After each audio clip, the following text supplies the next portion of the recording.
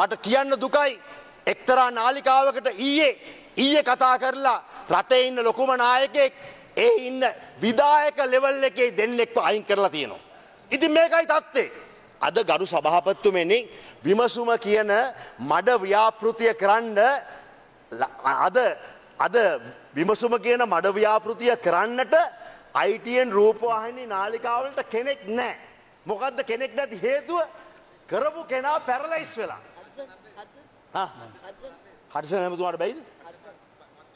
මම දන්නේ මොකද හඩ්සන් මැතිතුමත් ඉන්නවා අපේ මම දුසක් කියනවා නෙමෙයි. දැන් මේ කරපු ගරු සභාපතිතුමනි විමසුම කරපු කෙනා පැරලයිස් වුණා. ඊට පස්සේ පැරලයිස් වුණ එක්කෙනා රිප්ලේස් කරන්න තව කෙනෙක් ගෙනාව ගරු ඇමතිතුමා. එයාත් පැරලයිස් වුණා. මොකද මේ මඩනේ ගහන්නේ. දැන් මේ විමසුම පැරලයිස් වෙලා.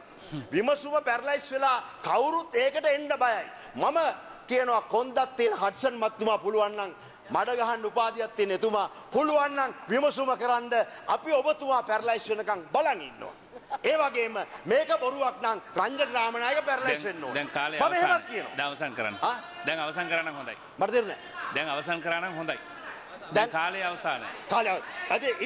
ඉතින් දැන් අපි දැන් බලන්න මේ සභාවේ හැමදාම බදා කරන මිනිස්සයාගේ ඇඟිලි කැපුවා දිය වැඩියා හැදිලා. එක දිගට කෑ ගහනවා දැන් ඇඟිලි එක කපනවා. දැන් පාර්ලිමේන්තුවට එද්දී කකුල ඇඟිලි 10ක් තිබුණා දැන් තියෙන්නේ 7යි. ඒ කියන්නේ එක ටිකට කොන කපනවා. ඒ කොන කපන්නේ මොකද?